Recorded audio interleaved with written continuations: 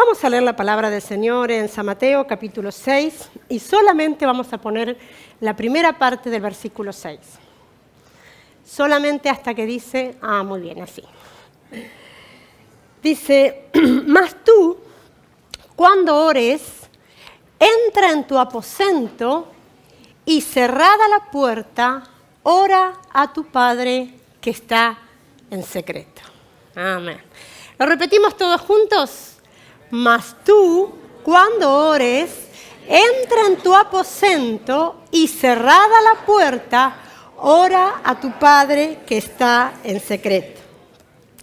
En esta mañana yo quiero hablar, quería comentar antes que esta palabra la compartí el día de la reunión de mujeres, o sea que habrá algunas mujeres que dirán, bueno, lo voy a volver a escuchar.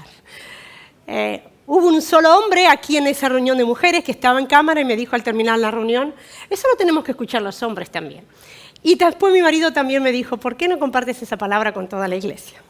Así que voy a compartir esta palabra que, como saben muchas mujeres, había compartido con vosotras. Mas tú, cuando ores. Esta palabra tiene que ver con el tema de la oración.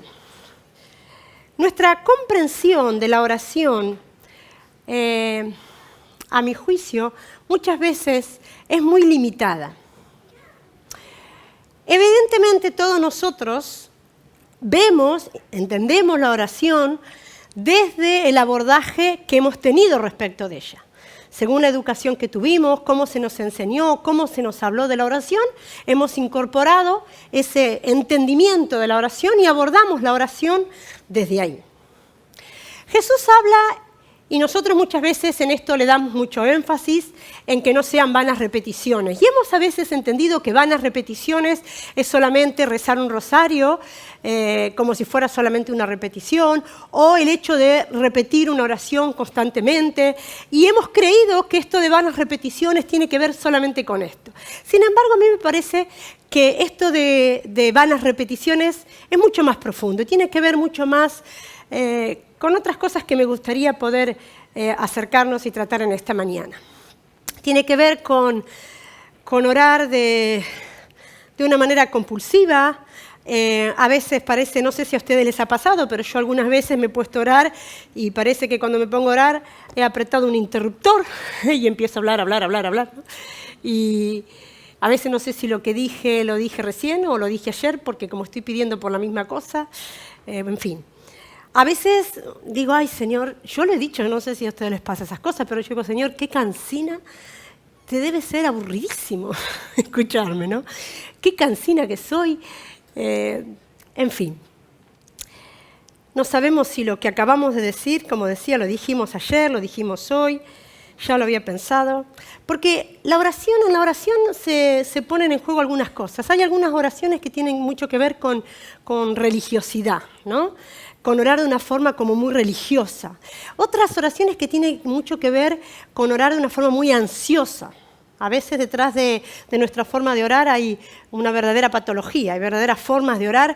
Hay gente que ora cuando sale para que no le pase nada, para que no tenga un accidente. Está bien, me parece bien que tú salgas y ores al Señor, ¿no? Pero es como que para que no le salga, y cuando entra a casa también para que no le pase nada, y ora de una forma, ¿no? Como si fuera casi un amuleto la oración.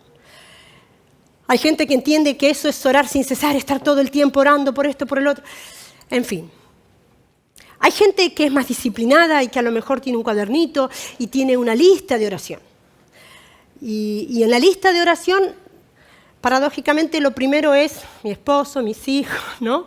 Las cosas más mías. Yo me acuerdo que cuando yo era chica, muchas veces se predicaba, y a lo mejor no me extrañaría que lo hubiera predicado yo también alguna vez, una palabra que decía, no habéis podido velar conmigo una hora. ¿Se acuerdan? ¿Están aquí? ¿No? Y era una palabra que era como que a veces me generaba a mí como un sentimiento así un poco de culpa, ¿no? De, ay Señor, yo quiero velar, quiero orar una hora, pero... Entonces había un librito, que no sé si algunos se acuerdan, no sé si Celia a lo mejor se acuerda, gente así, más como nosotros, que decía cómo orar una hora, ¿no? Entonces decía 5 minutos de alabanza, 5 minutos de adoración, 5 minutos para pedir por las autoridades, así. Entonces tú, haciendo todo el relojito, orabas una hora y lograbas el objetivo de estar orando una hora. A veces puede ser que nuestra vida de oración sea leer un devocional y hacer una oración que lo incluya todo y entender en eso qué es la oración. A veces hay como oraciones fugaces, algo que me viene al pensamiento, que es como que lo uno a un sentimiento, una emoción, porque todo esto va vinculado, entonces, y despido una oración, pero ahí quedó. Ahora la oración, cuando nosotros le decíamos, o cuando nos enseñaban a nosotros de niños, ¿qué es orar? ¿Qué contestábamos? Hablar con Dios. Yo creo que esa es la mitad de la definición de la oración. Porque orar, y nosotros creo que hemos aprendido muy bien ese versículo, lo hemos hecho así. Orar es hablar con Dios, y lo hemos mirado un poco desde esta perspectiva de hablar, de orar, de decir yo, ¿no? Y orar tiene que ver, y oración tiene que ver con comunicación, con hablar con Dios, pero también con que Dios hable conmigo. Tiene que ver con, porque la oración es la base, la oración es la base de la relación porque es la comunicación. En cualquier relación interpersonal, si no hay comunicación, aunque sea de signos, pero tiene que haber comunicación. De alguna forma tiene que haber comunicación, porque la oración es la base de una relación. Ahora la oración, como comunicación, es progresivo, no es siempre igual, va cambiando, porque lo mismo pasa en un matrimonio, en una relación, donde la comunicación a través de los años, a través del conocimiento, a través de muchas cosas, y a través de no quedarme en una comunicación informal, solamente qué tal, cómo estás, sino qué sientes, cómo sientes. Cuando una pareja, por ejemplo, puede hablar de las cosas espirituales, de las cosas que está viviendo, cuando puede profundizar, esa comunicación va teniendo unos niveles mucho más profundos. En la fe y con el Señor es igual, la comunicación es un proceso, es un aprendizaje, es un recorrido, es un camino. Y yo creo que a medida que vamos viviendo, pues también no siempre oramos de la misma forma, de la misma manera, y nos vamos comunicando, relacionando, vinculándonos con el Señor de distintas formas. Y eso es orar.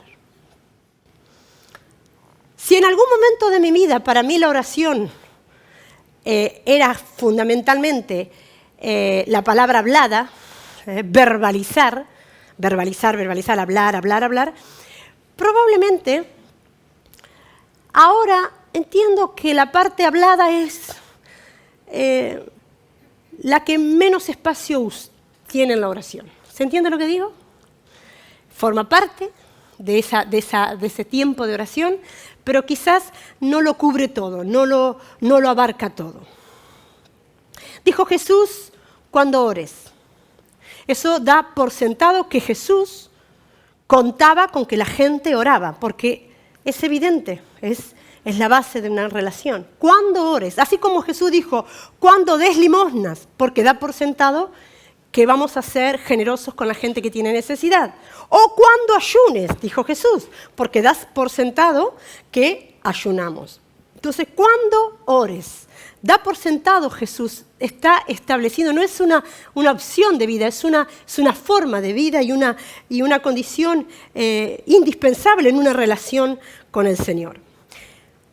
Cuando ores, entra en tu aposento. Entra en tu aposento. El aposento tiene como distintas connotaciones.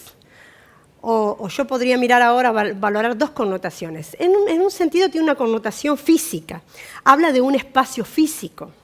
Jesús es interesante porque cuando iba a orar, Él no se metía en una cueva, ni cuenta que iba a una casa, ni que tampoco iba a orar a la sinagoga.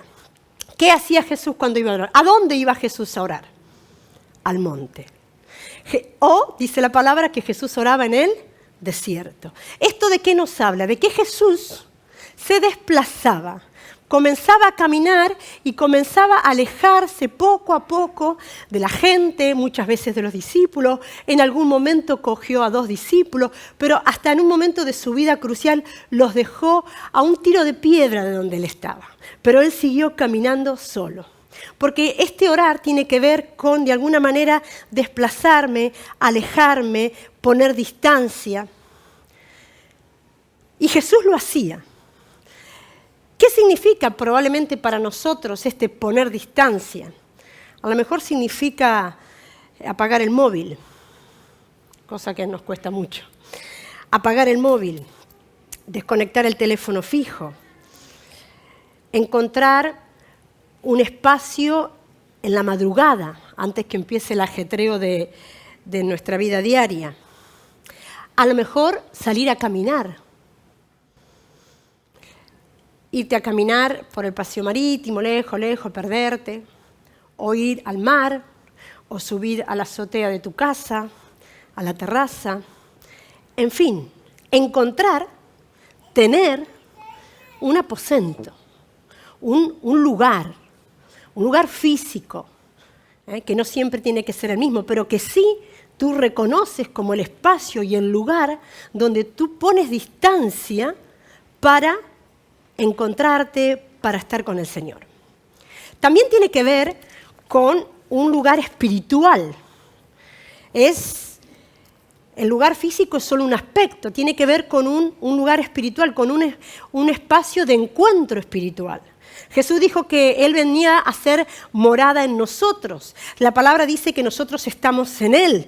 Es ese reconocimiento, esa conciencia, ese saber que el Señor está en nosotros y nosotros en Él. Que dice su palabra, si permaneced en mí, yo en vosotros. Está hablando de ese encuentro que le dijo a la mujer samaritana, ni en aquel monte ni en el otro monte, sino en espíritu y en verdad. Tiene que ser un lugar de un encuentro espiritual. El aposento es un lugar de encuentro en medio de nuestro mundo tan ansioso, tan multifocal, donde hay tantas focos que se encienden, que llaman nuestra atención. Una vida tan ajetreada, y eso ha pasado toda la vida, por eso es necesario. Y Jesús le dice, vete a tu aposento. Es un lugar donde somos esperados y es un lugar donde gozamos de buena hospitalidad. Nosotros a veces, hermanos, somos como la gente de la calle, a quien nosotros aún en nuestra comunidad pues servimos y tenemos tan presente. Pero a veces no nos diferenciamos tanto de ellos porque la diferencia es que nosotros tenemos un domicilio, pero tampoco hemos encontrado un aposento para nuestra alma. No hay un lugar de descanso, de encuentro. Y el descanso y el aposento, el reposo es muy importante. Cuando Dios creó y hizo toda la creación, dice que al séptimo día Dios reposó. Los judíos han celebrado y celebran el viernes el Shabbat, Bashit, que significa paz en el hogar. Así que un judío, después de todo el ajetreo de la semana, del trabajo, ellos tienen unas costumbres que es llegar a casa el viernes y si hay una mesa servida, tienen un candelabro con velas que significa la luz. Hay 2 hogazas de pan porque recuerdan la época en el desierto con Moisés, cuando cayó el maná, y el día que era el día de reposo, el día anterior cayó 2 veces en cantidad para que el pueblo no tuviera que recoger el día de reposo. Por eso tienen 2 hogazas de pan y tienen una copa de vino que significa alegría. Evidentemente, todo lo que hace al pueblo judío y a las costumbres del pueblo de Israel en el Antiguo Testamento eran sombra y figura de lo que había de venir. Y Hebreo nos habla que Cristo es nuestro reposo. Por eso Jesús dijo, yo soy la luz del mundo. Los judíos que no reconocieron a Jesús como el Mesías, pero esperan algunos al Mesías, en esa luz reconocen, en esa luz de las velas, Jesús después dice, yo soy la luz del mundo. Jesús dijo, yo soy el pan. Y levantó la copa y dijo, este es el vino del nuevo pacto, porque Jesús es nuestro reposo. Jesús es nuestro reposo. Es saludable para nosotros que vivamos un día de descanso. Y deberíamos en esto a veces ser más incisivos, deberíamos tener mucha conciencia de aprovechar el día de descanso, porque esto es vital para nuestra salud en todos los ámbitos. Pero Jesús es nuestro reposo y nosotros necesitamos entrar en el reposo. Y el reposo es el lugar del aposento, es el lugar del encuentro con Jesús. Tomás de Kempis dijo: sé fiel a tu lugar secreto y se convertirá en tu mejor amigo y te traerá mucha comodidad. En silencio y quietud, la persona devota crece espiritualmente. En silencio y quietud, la persona devota crece espiritualmente y aprende cosas ocultas de la Biblia. Las lágrimas derramadas en esos momentos traen limpieza. Dios se acerca al que se retira por un tiempo. Es mejor para ti cuidarte de esta manera, en privado, que hacer maravillas en público mientras descuidas tu alma. Debemos aprender a acercarnos a Dios sin ayuda externa. A veces nosotros necesitamos, como quien dice, venir a la iglesia, que está muy bien, pero es como que tenemos que venir a la iglesia, que necesitamos la alabanza, necesitamos la predicación, porque no hemos aprendido, no hemos desarrollado el encontrarnos con el Señor. Y está muy bien todo esto, la iglesia, la alabanza nos ayuda, todo esto a entrar, a orar, pero necesitamos cada uno de nosotros, de forma personal, aprender a entrar en comunión con el Señor, a entrar al aposento sin necesidad de alguna forma de cuestiones externas que nos empujen a eso. ¿Se entiende lo que quiero decir? Y yo creo que uno tiene que tomar en estas palabras, en esta mañana, las palabras de Jesús. Mas tú, Erika, más tú, Antonio, más tú, Jorge, más tú, Carmen, más tú, Pedro, cuando ores, entra en tu aposento. Y cerrada la puerta. Esta puerta es mucho más que una puerta, aunque lo puede ser literalmente, porque evidentemente nosotros, por ejemplo, a lo mejor no vamos al monte, ni vamos al desierto, porque entre otros casos no tenemos acá un desierto, pero... Y puede ser, y Jesús lo está hablando en el contexto de un ambiente, no sé cómo serían las puertas en ese momento, pero en un contexto así como si fuese una casa, más tú entras en tu aposento, quizás era su casa y cerrada la puerta, porque habla y puede significar evidentemente el cerrar la puerta, ¿no? Nadie va a orar con la puerta abierta para que la esposa vea que está orando, ¿no? Bueno, que hay esposas que somos muy, como queremos ser el Espíritu Santo, oramos para que el marido nos vea y a ver si se contagia. No. Bueno. Son ocurrencias que se me dan, hermano, pero le ayuda para no dormirse, ¿no? Las mujeres que somos, las mujeres, usamos cualquier estrategia para cualquier cosa. Bueno, pero cerrada la puerta, estaba diciendo. Cerrada la puerta, ahora yo decía que debemos aprender a cerrar las puertas literalmente, pero también hay otras puertas que son más difíciles de cerrar. Porque tú puedes apagar el móvil, puedes cerrar la puerta, puedes sacar la música si te molesta, por ejemplo, pero hay otros ruidos que son difíciles de apagar, de cerrar. Por ejemplo, la puerta de la preocupación, la puerta de la inquietud, la puerta del desosiego interior, la puerta del miedo, la puerta de la ansiedad. Yo creo que orar es también aprender a hacer silencio. Y es como entrar a un espacio donde poco a poco aprendo a cerrar, a apagar, como si de los interruptores de la luz se tratara cada una de estas voces, de estos ruidos, de estos miedos, de estas preocupaciones. Si no hay silencio, ¿cómo se puede oír la voz de Dios? Hay gente que le asusta si hablan de meditar, ¿no? El otro día, no sé, yo hablaba a alguien con meditar y ya parecía que le estaba hablando de meditación, no sé de qué historia. No, meditar es pensar, es valorar, es reconsiderar. Y el silencio es muy saludable. Y para mí, parte de la oración, para mí por lo menos, es aprender a hacer silencio. Pero silencio en el alma, silencio en el corazón, silencio allí dentro. Y aprender poco a poco, como decía, a bajar esos interruptores de las voces. Proveer a la oración de un elemento que es vital, el silencio. Es donde el alma se aquieta. Es donde el alma entra en reposo, en calma. Por eso en la naturaleza, las 5, las 6 de la mañana, aunque tú hayas tenido una noche desvelada, a esa hora te vuelves a dormir, porque toda la naturaleza entra en una profunda calma, en un profundo reposo. Y nosotros necesitamos aprender a entrar en este profundo reposo. Pero no es fácil. Es un proceso, es un aprendizaje. Hay interruptores muy difíciles de bajar. El miedo, por ejemplo. Si nosotros, podría hablar de muchas cosas, pero el miedo es un buen ejemplo. La Biblia dice 365 veces por cada día del año hay un no temas en la Biblia. Eso habla de que el Señor conoce nuestra naturaleza.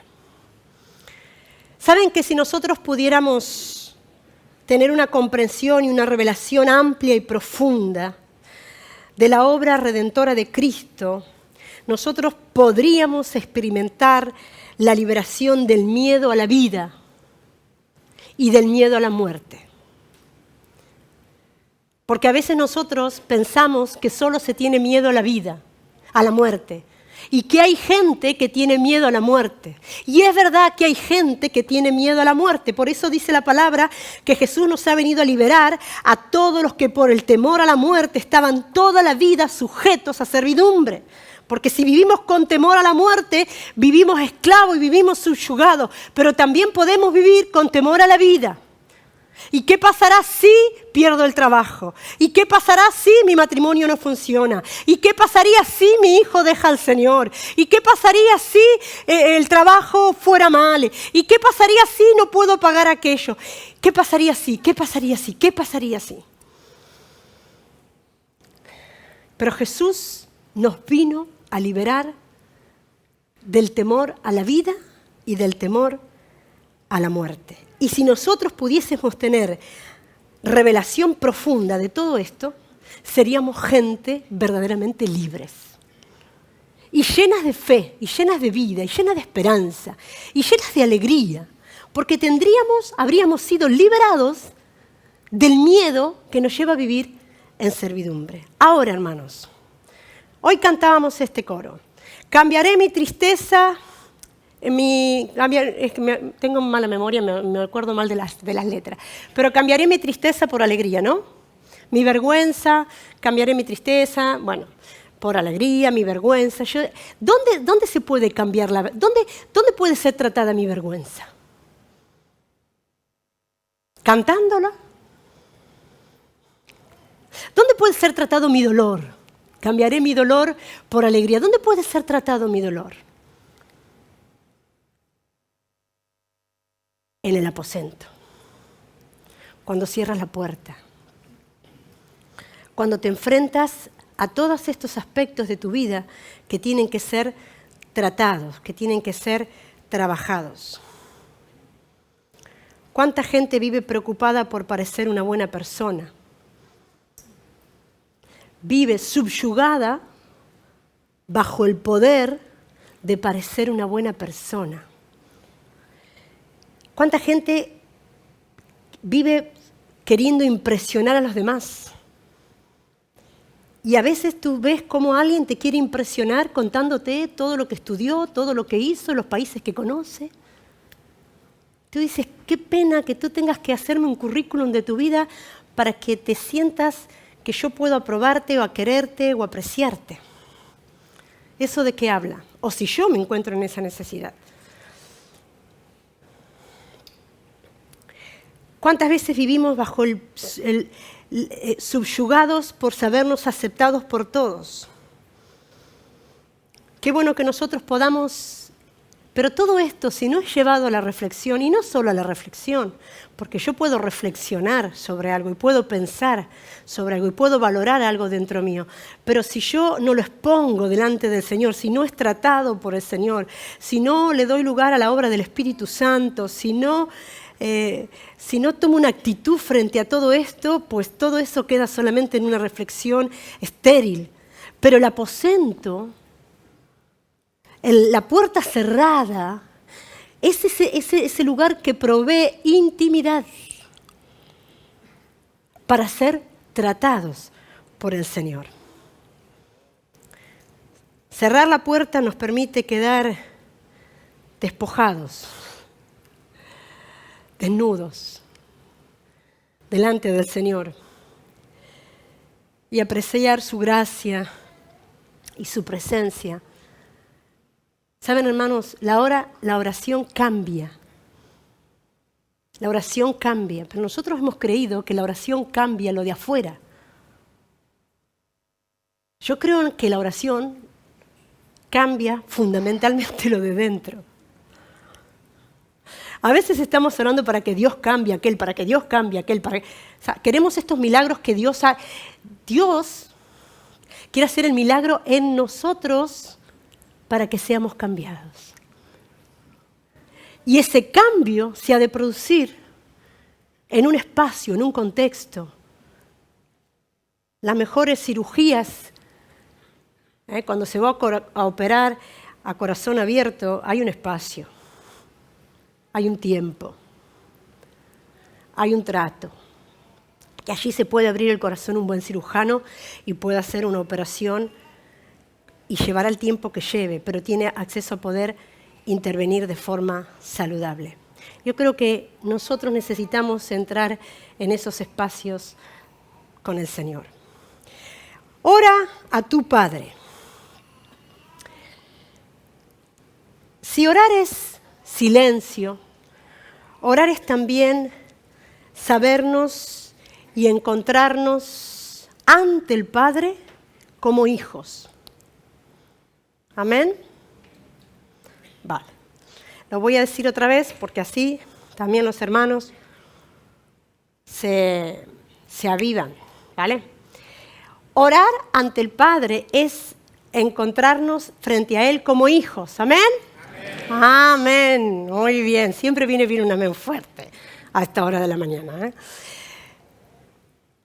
¿Sabes qué? Me gusta porque Jesús nos dijo, y ora a tu Rey, y ora a tu Señor, y ora a tu Maestro. Dijo a tu Padre. ¿Se puede dejar de ser hijo? ¿Se puede dejar de ser discípulo? ¿Se puede dejar de ser un seguidor? ¿Se puede dejar de ser un siervo?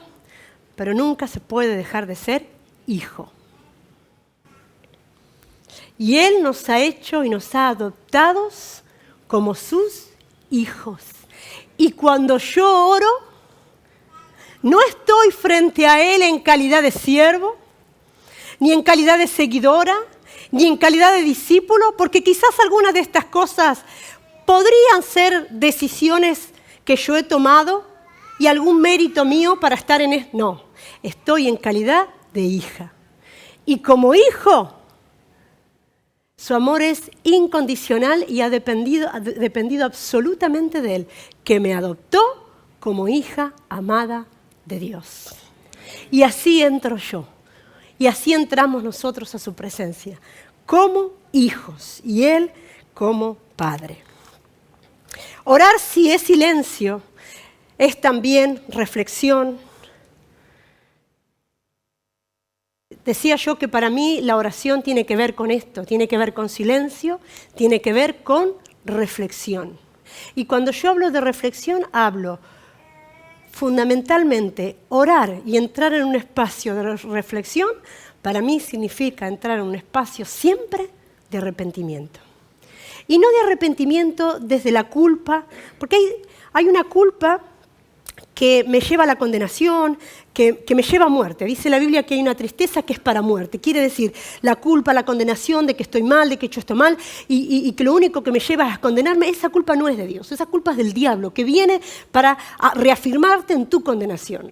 Dice la Biblia que la tristeza que es según Dios, o sea, ese dolor, esa compunción, ese reconocimiento que produce arrepentimiento, esa tristeza que produce arrepentimiento es según Dios. Y nosotros debemos vivir siempre en ese vuelco hacia arrepentirnos, hacia reconocer, hacia responsabilizarnos. Para mí ese arrepentimiento tiene que ver no con victimización, de decir, Señor, pobrecita, no. Yo tengo que asumir responsabilidades frente a la vida, a mi actuar, a lo que yo estoy viviendo y a lo que puedo estar sintiendo. En fin, en todo lo que sea con una actitud de un arrepentimiento que me lleve siempre a redescubrir, a buscar, a encontrar aquello que en mí que necesita ser lavado, tratado, limpiado, alcanzado por la palabra del Señor, porque el arrepentimiento nos lleva a rebuscar y a descubrir las razones que me llevan a mí a explicar todas mis fallas.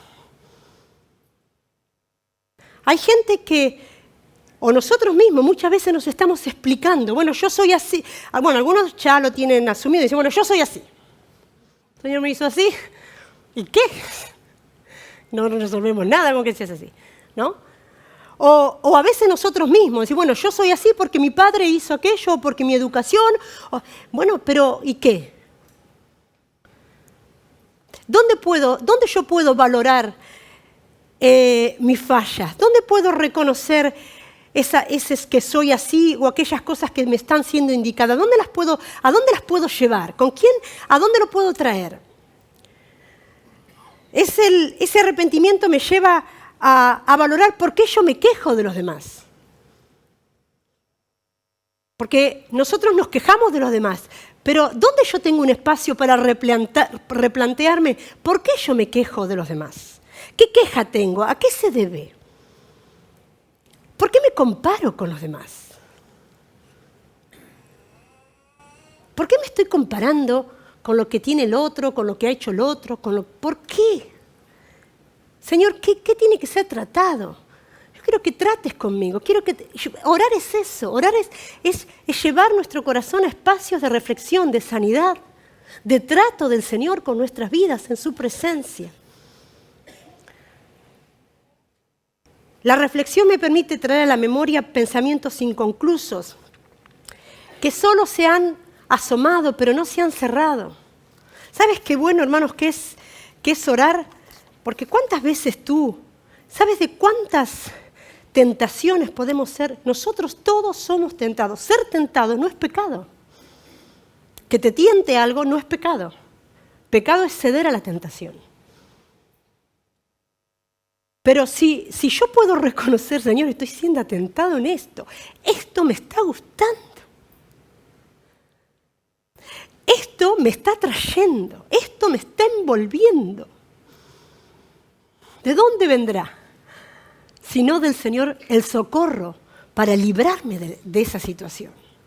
Pero no hay espacio, no hay aposento, no hay encuentro con el Padre, no hay lugar donde yo pueda exponer y traer este tipo de situaciones para que este pecado sea abortado a su tiempo. Por eso es necesario, cuando ores, entrar a tu aposento, dijo Jesús, y cerrada la puerta. Traer a mi memoria los motivos de agradecimiento. Qué bueno es pensar y reflexionar acerca de lo que Dios nos ha dado. Poder valorar aquellos motivos de profundo agradecimiento. A lo mejor un día, cuando pienses que la casa que tienes no te gusta y que te gustaría que fuera de otra manera,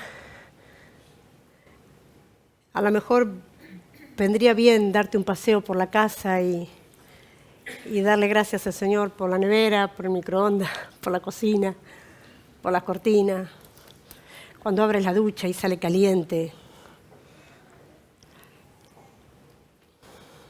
Eso también es orar. Valorar mi trato con los que me rodean.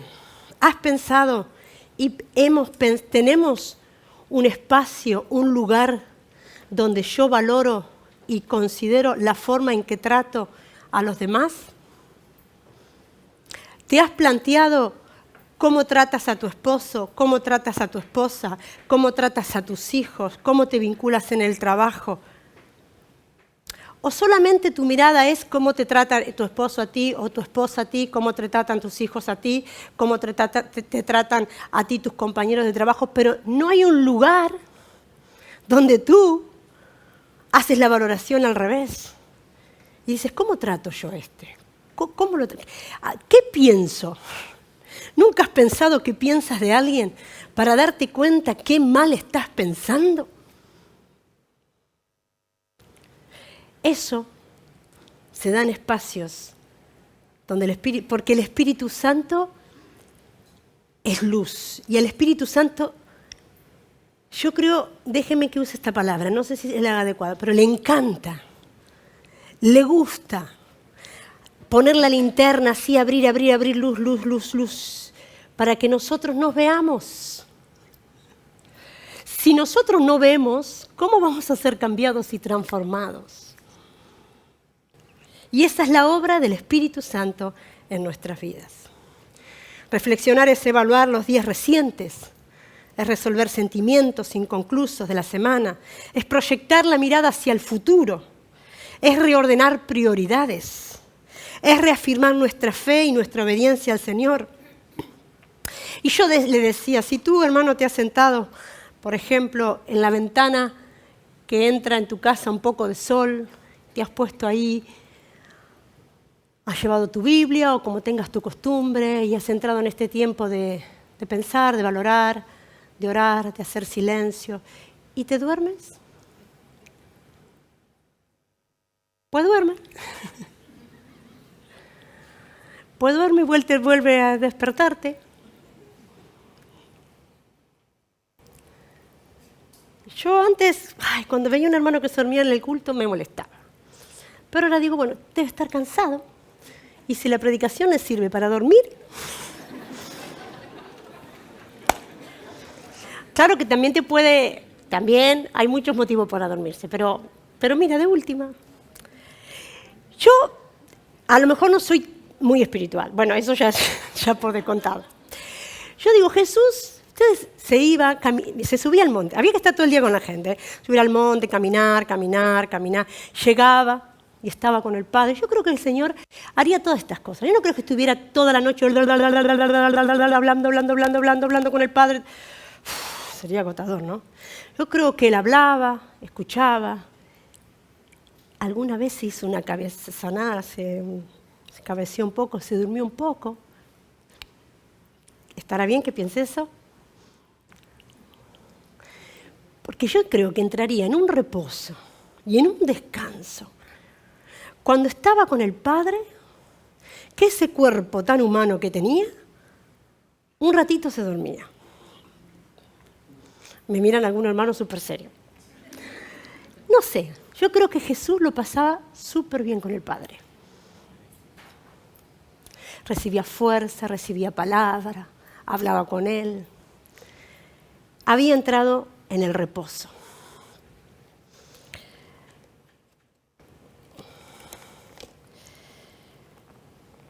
¿Qué es también para mí orar? Orar es leer la Biblia. Pero más que leer la Biblia, es dejar que la Biblia me lea a mí. Porque si hay alguien que me describe bien, es la Biblia. Así que cuando la leo, me lee. Eso es leer la Biblia. También. Claro que sí que es estudiarla, es escudriñarla, pero es leer y que me lea, que me describa. Es leer la palabra en el contexto. Es entender el sentido del autor. Es estudiarla. es mucho más, es hacer, como dice Santiago, que de pronto la Biblia sea un espejo y que te veas completamente reflejado en ella y te sea desnudado el alma y las miserias más profundas del corazón y lo que haya dentro de tú, y ahí estés y te encuentres. Y su palabra tiene sanidad para nuestra alma. Leer la Biblia es dejar que la Biblia te lea. Es pensarla, es volverla a leer. No es un libro para poner el dedo y a ver qué Dios te dice. No es un libro para ver qué me va a pasar hoy. Porque si tú abres la Biblia qué te va a pasar hoy, seguro que te dice una cosa de ahí de algún profeta antiguo y te da un miedo que la cerró inmediatamente. Orar también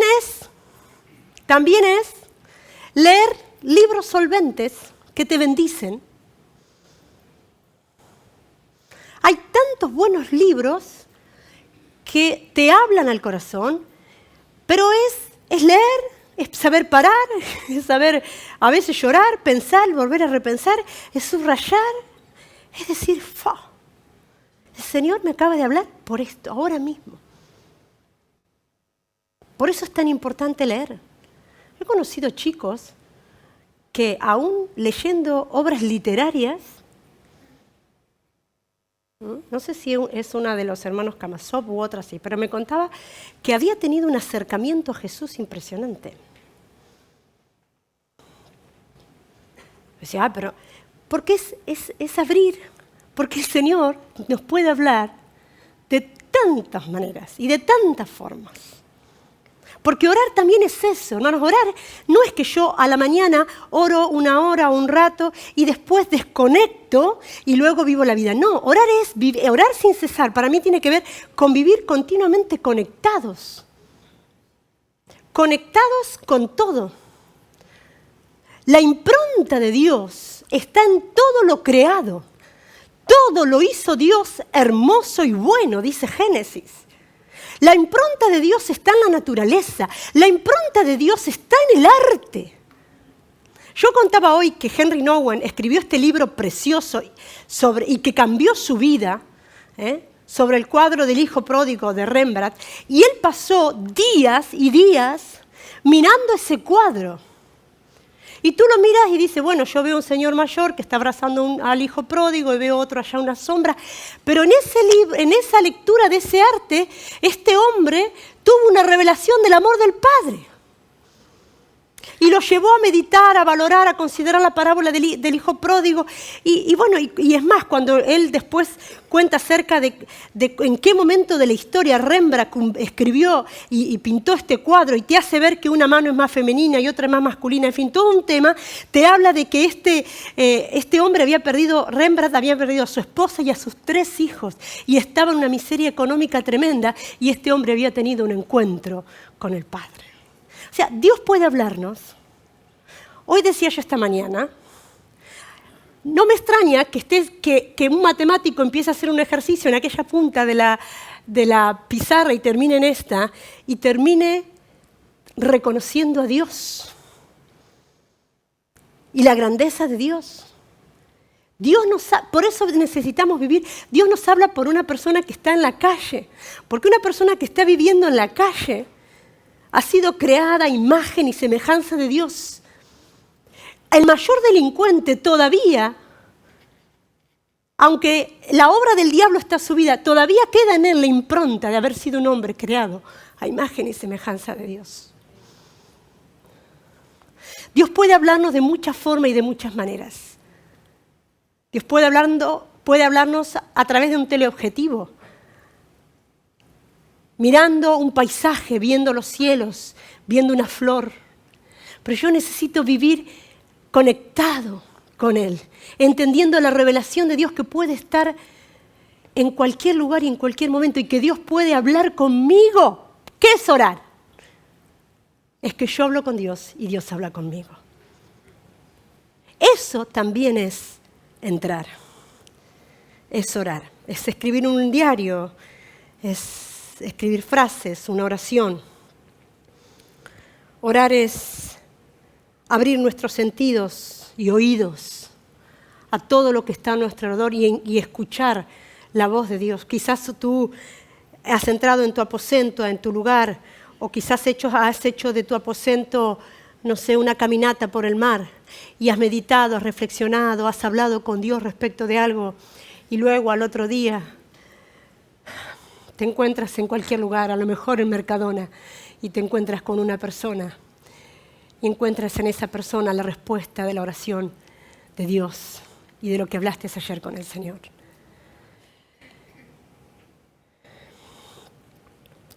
Que está en secreto, por último. No hay nada más torpe que ponerle un ventilador, no sé si se entiende la metáfora que me he inventado yo, pero bueno, a un lugar secreto. A veces yo tengo la sensación que hay gente que coge espacios íntimos y le pone un ventilador y sale todo, ¿no? Y saben que la Biblia nos enseña a valorar el secreto, la prudencia, la discreción. La Biblia dice, no sepa tu mano izquierda lo que hace tu derecha. No sepa, ¿eh? O sea que tiene que hacer esta y la otra no verla. Dice la Biblia, cuando ayunes, lávate la cara, ponte un poco, si eres mujer, de rubor, bien, peínate bien guapa, y ayuna. No estés con la cara demacrada, así. No, perdona, no puedo comer porque estoy ayunando. ¿No? 7 veces al día, ay Dios mío, ese ayuno ya lo has, no sé, manoseado.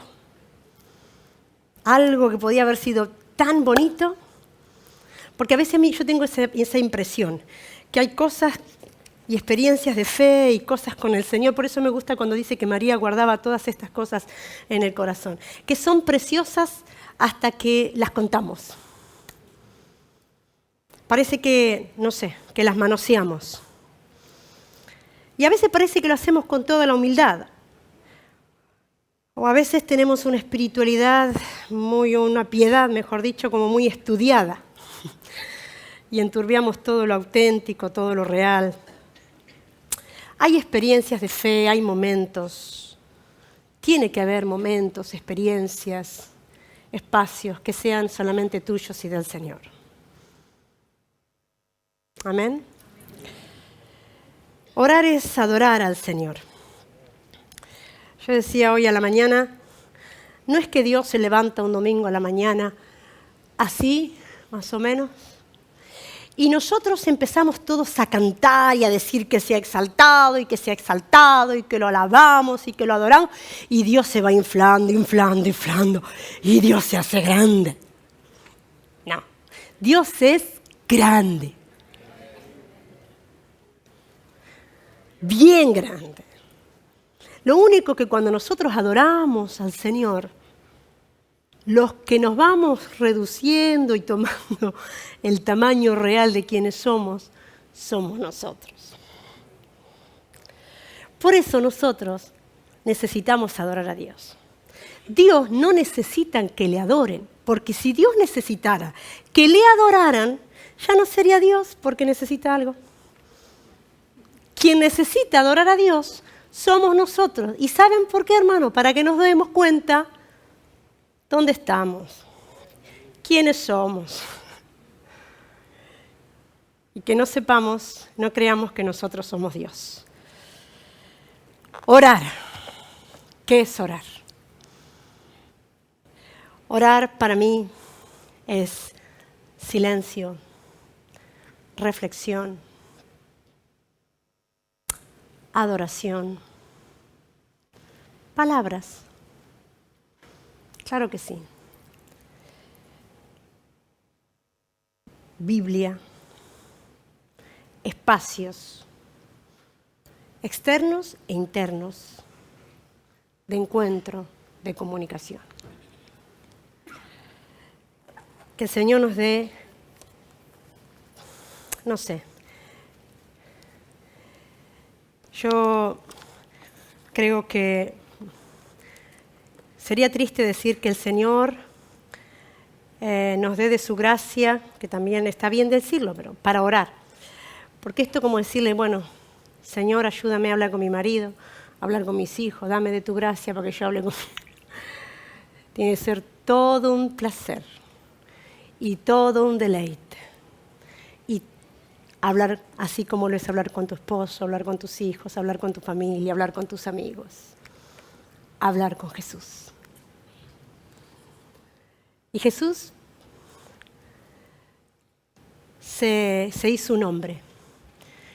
Dios se hizo hombre para que nosotros pudiéramos mirarlo a los ojos, cerca. Por último, yo decía hoy que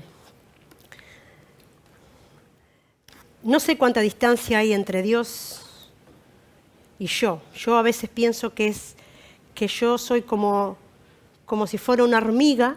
Imagínense ustedes que acá hubiera una hormiga y esa hormiga está frente a mí y me quiere conocer. Y bueno, me ve. Y me está escuchando, hay cosas, pero ¿te imaginas una hormiga para que me pueda conocer a mí, con lo compleja que somos? Dios es tan grande, rompe todos los esquemas de nuestra mente. Pero gracias que se ha revelado en Jesús y en su palabra para que nosotros tengamos acercamiento, podamos acercarnos, hablar con Él y darse a conocer. Amén.